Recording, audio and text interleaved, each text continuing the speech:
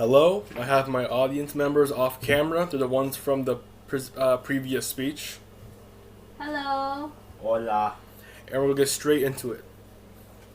Hey, have you ever thought about a time you regret not spending time with a loved one? Have you ever thought about wishing you did more today than you did yesterday?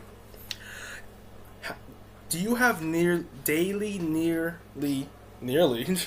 daily self-reflections on your life and present life choices that you made today? If so, don't worry, because that's normal for our lives.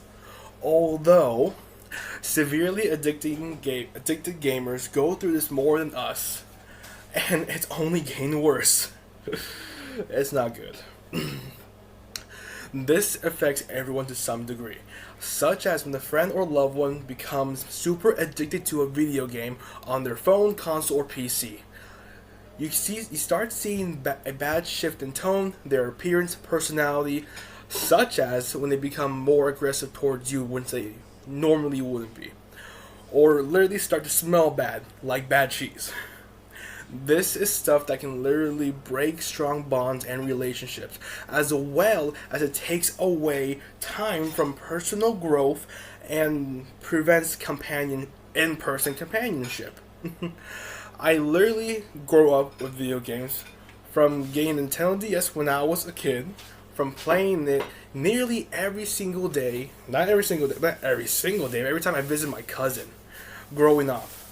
But I see more and more cases of kids and young adults playing ungodly and mind-blowing hours on video games, creating more self-destructive habits and behaviors. Severe addicting gaming is destroying the younger generation and hurting everyone more than one way. So, how is this really a problem for anyone else? Well, this is a trend that severely addicted gamers of all ages, yes, all ages, but we will focus on the more younger generation this time, young adults and below. It is only getting worse and causing social and societal problems for everyone. Such as, in 2020, according to the Harvard Medical School, addictive gaming has a tendency to increase the chance and rate of obesity. It does increase the appetite and the amount of food intake for the one affected, while at the same time, for some kind of obvious reasons, it decreases the amount of daily physical exercise, in which can only worsen the ailment above I just mentioned. As well as the National Library of Medicine stated that excessive gaming has caused big impacts on anxiety, sleeplessness, and impaired social functioning. Having a clear negative on mental health after a sample size of 560 students in Isfahan, sorry for the pronunciation, was tested and recorded over the course of a year from 2009 to 2010. Yes, it was an actual test done, and those were the results. Another case of this being a big problem was in 2023, an article on the site Charles Health. It describes the negative side effects of addictive gaming, such as an increase of aggression and depression.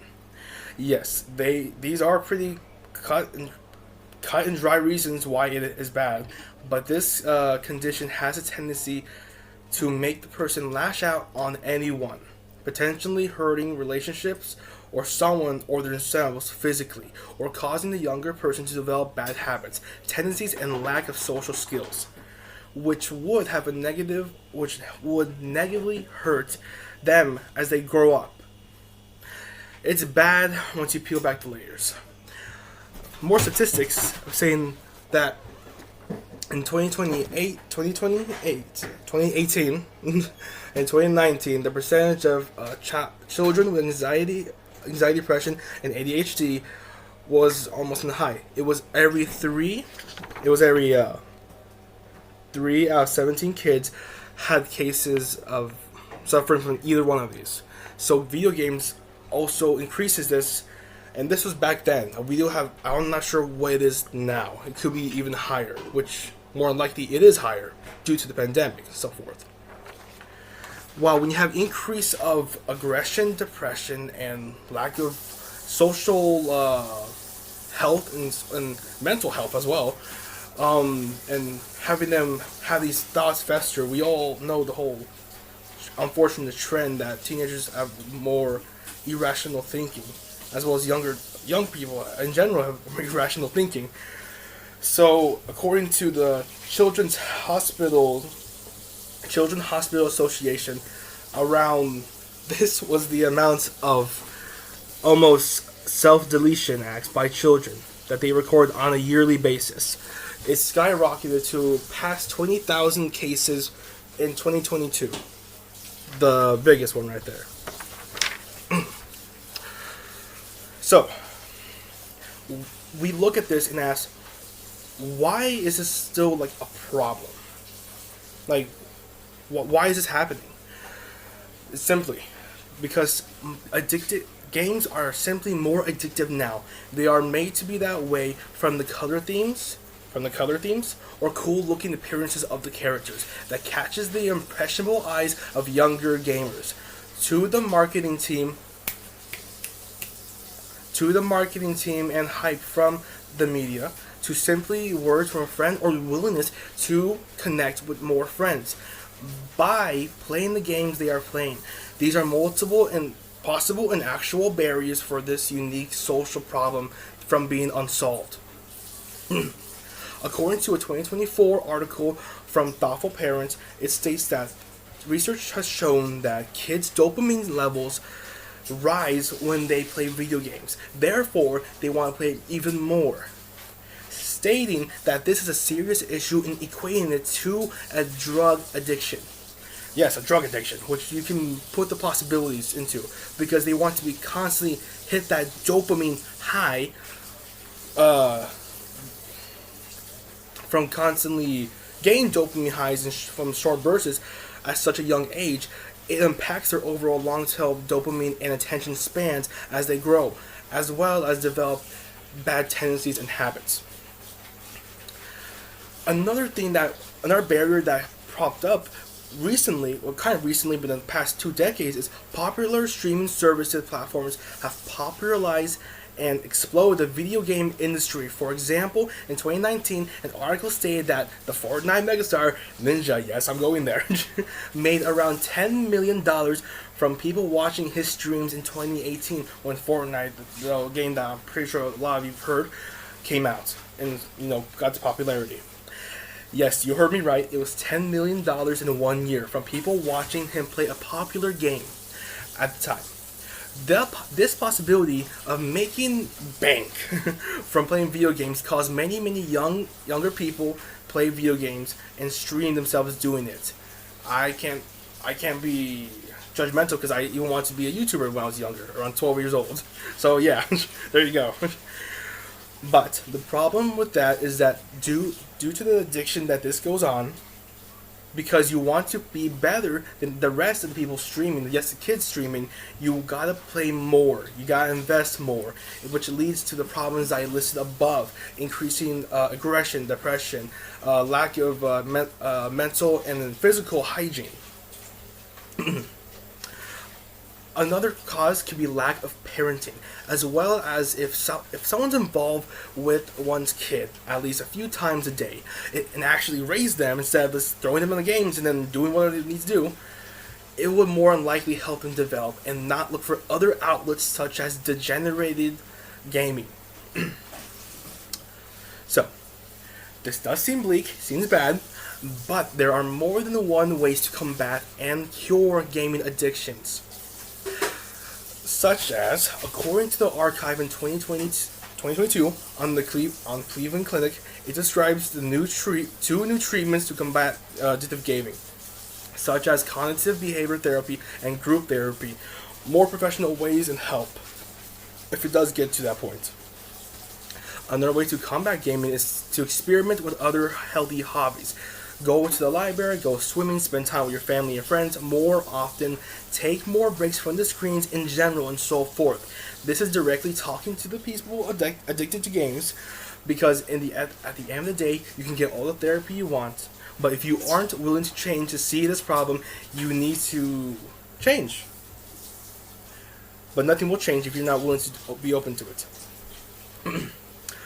For those who like this, ask them if you want to hang out. If you know anyone like this, I ask them to hang out, talk to them, take time and effort to include them. They are more than willing most of the time, and it won't hurt to invite and offer it. See? So, in conclusion, severe addictive gaming is destroying the younger generation and hurting people more than one way.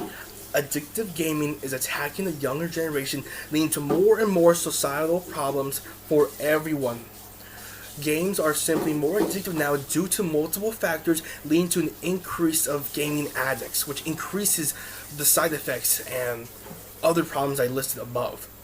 Although it has become an issue, there are ways to combat this addiction within. So please spend more time with your friends and loved ones. I'm sure there'll be more. It'll be more than worth it. Gaming is a double-edged sword, in my opinion. There are negatives and positives to it, such as funny moments with your friends, making core memories, relieving stress, increased reaction time, and critical thinking skills, as well as problem solving skills. But only done in moderation. This is not all bad.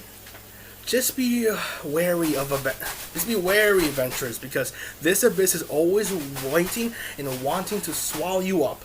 Also, here is some games that I think are cool. There's Deep Rock Galactic.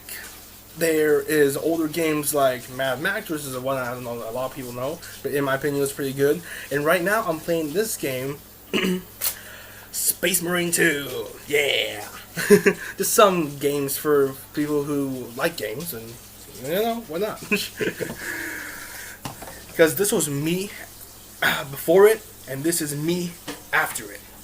So my name's Alexander Grinsteiner. That was my persuasion speech.